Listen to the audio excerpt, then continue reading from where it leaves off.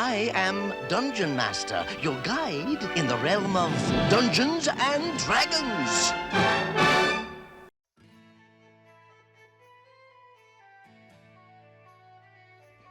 Hey guys, welcome back to the campaign. I figured I'd make game 0 bookkeeping because we've got some stuff to do here. We've got some leveling up to do. We've got some experience. We've got some treasure to roll. I've got a couple questions for you guys. The first thing I wanted to cover, for some stuff, I'm dropping the usage die. It's just kind of, I'm not going to roll a die every time I shoot an arrow. That's kind of, you know, ugh. You could say, well, you could do it at the end of the battle. Even then, I'm not going to remember that. I don't have time for that crap.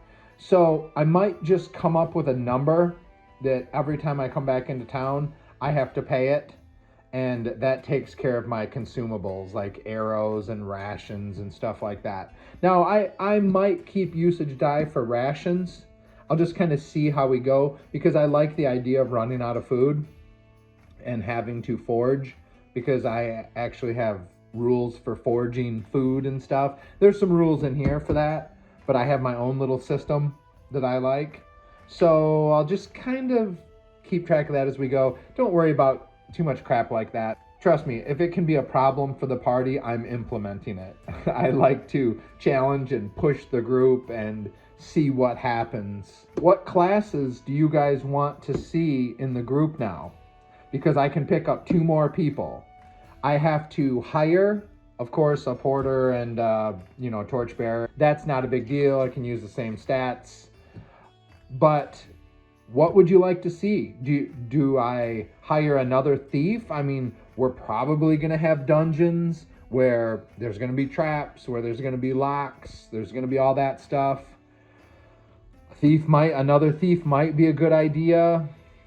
You guys want to see assassin or druid or, well, we had a druid that lasted about 5 minutes. So leave a comment what classes you'd like me to pick up and put into the group. I'll kind of go through all the comments, and whatever I see the most of, we'll add them in. I'll make characters. Just so I don't forget, the next adventure, this isn't going to count as an adventure. It'd be nice for the egg though.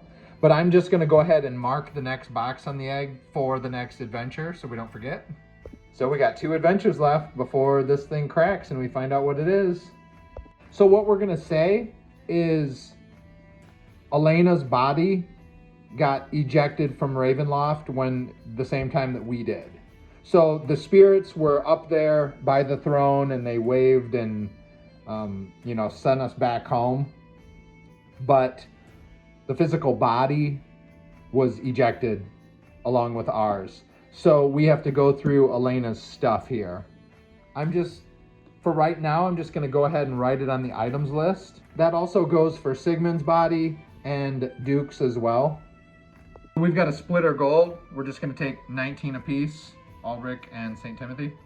So St. Timothy has 33 gold and Ulrich has 337. And that's because he had got a bunch on his first adventure by himself.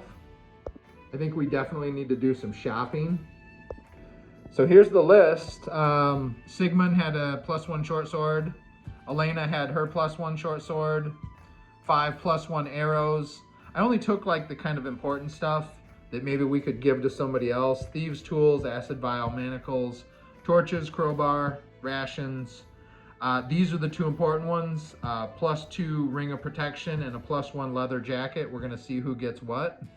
So we're gonna roll off for it. I got a package from Ben's RPG pile, and one of the things that he sent me was this 20-sided die.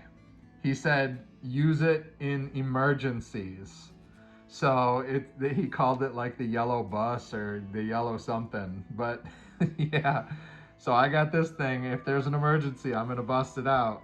All right, let's go for the +2 ring of protection. Ulrich's the big die. All right, it's gonna be St. Timothy gets it.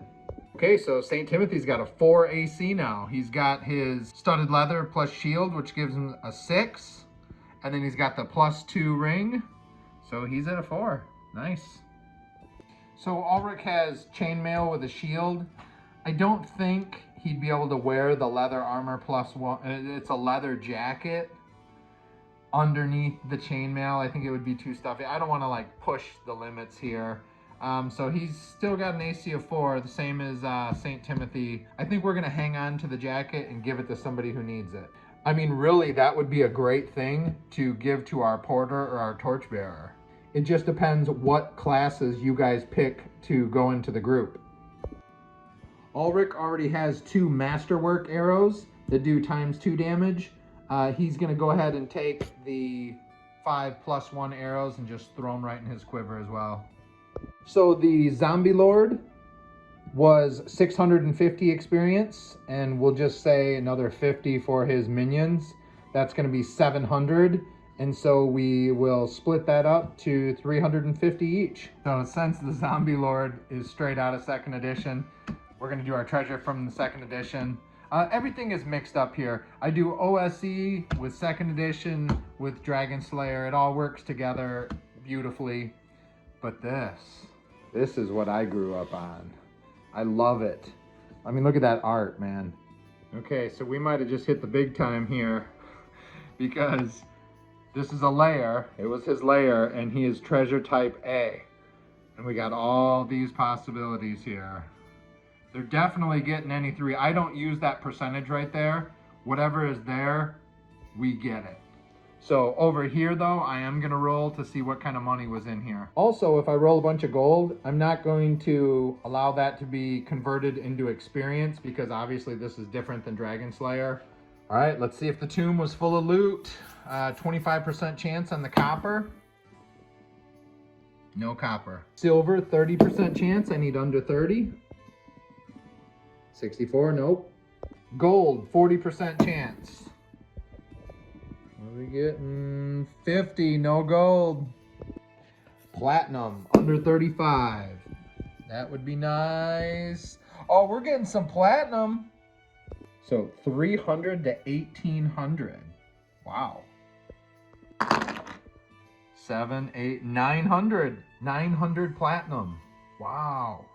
Dang, dude. That's a lot of gold. That's like over 2 grand in gold right there. 2250, I believe. You can see what I mean. That would be another 2,250 experience. That would like level us up again. So we're not going to do that nonsense.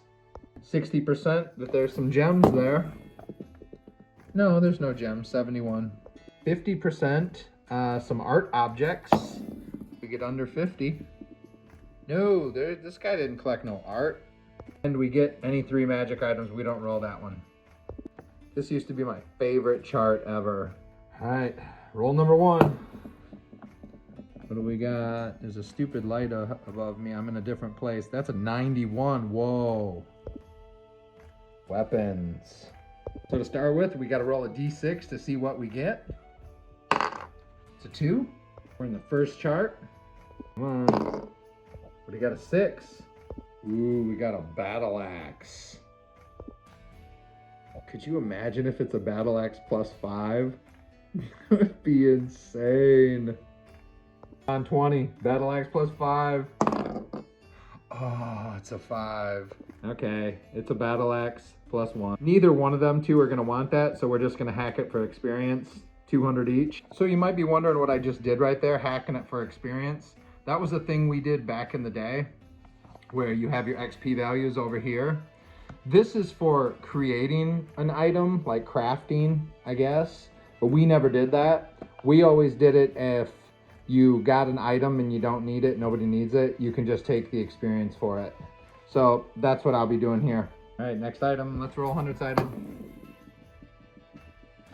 What do we got? We got a 52. Yeah, guys, I am shooting in a different area here because I have a thing set up already over there for the next adventure, and I don't want to expose that, so that's why there's a light up above me right here. It kind of sucks. 52, boots and gloves. All right, let's see, we got a 6. Boots of the North. So for Boots of the North, you can like walk across snow without leaving tracks.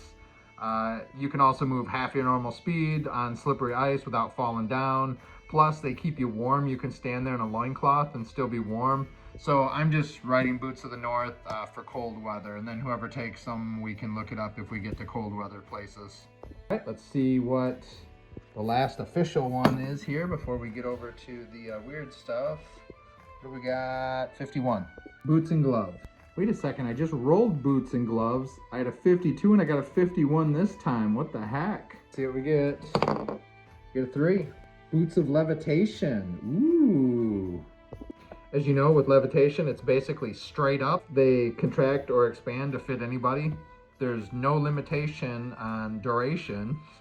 You go 20 feet per round, and yeah, you can levitate. Who gets the levitation boots? The big one's Ulrich. It's gonna be St. Timothy. So apparently the zombie lord loved footwear and had like a nice little collection. Now we get 2 weird items. Oh, that was on 100. We're at 24. Let's see what we got. 24. Bomb roach. A realistic mechanical insect. Set it in motion and it will explode as it runs in 1 turn. Sweet. Yeah, that's pretty cool. Like a wind-up roach. It'll just like run towards somebody and blow up. See what our next one is here. 26. Faber Mortifranum. It's a book.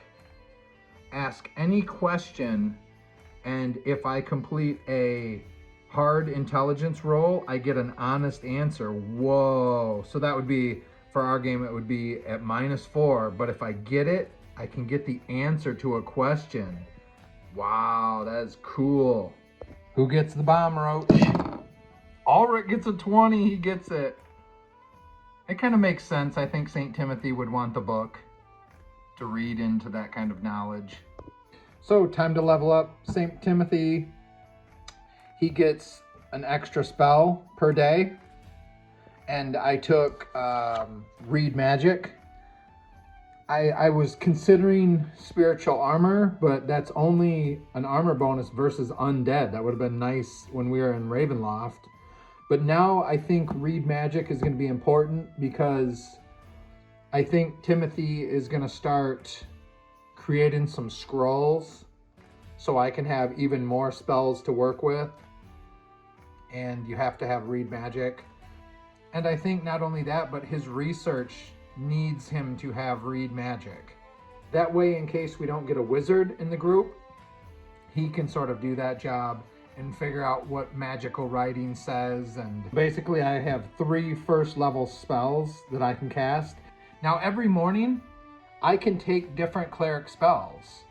So it's not a big deal if I want to switch them out. The next thing that I did was pay my tithes, and I just did it here. So the next time we come into a town and I have a million other things going on, I've already done it.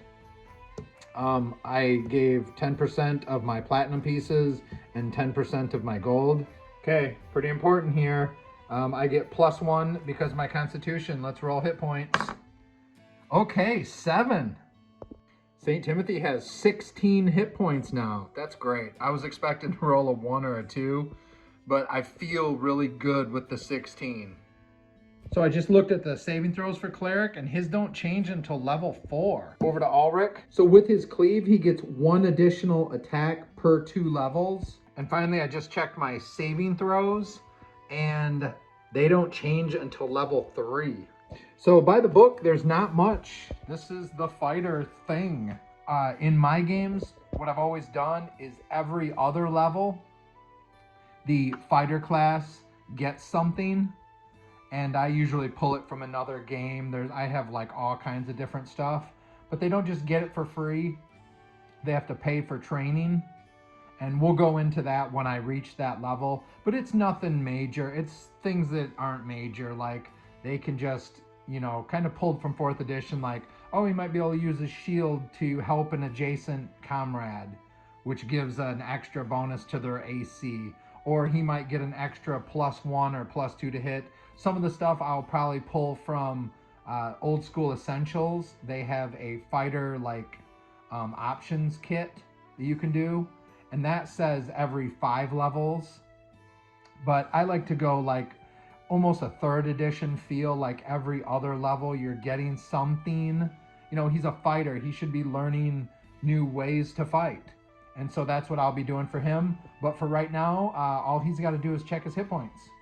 Get some hit points. Now, 3, and then he gets +1 for his constitution, so he gets 4 hit points. That puts him at 15 max. So actually, St. Timothy has 1 more hit point than him. But that's okay. That's all right. He's a tough dude. He's gonna survive. He's survived, what, 13 adventures now? That should do it. So make sure you leave a like on the video. And don't forget, put what class you would like to see and what race. And just for reference here, we've got elf, halfling, half-orc, dwarf, human, cyclops, man. I've never played one of those. I think it's kind of like a Goliath. Then we got gnome and we got half-elf. That's the races. And then for classes, we have cleric, druid, monk, fighter, barbarian, paladin, ranger, magic user, illusionist, thief, and assassin. Thanks for coming along on this journey with me, guys, and I will catch you in the next video. See ya.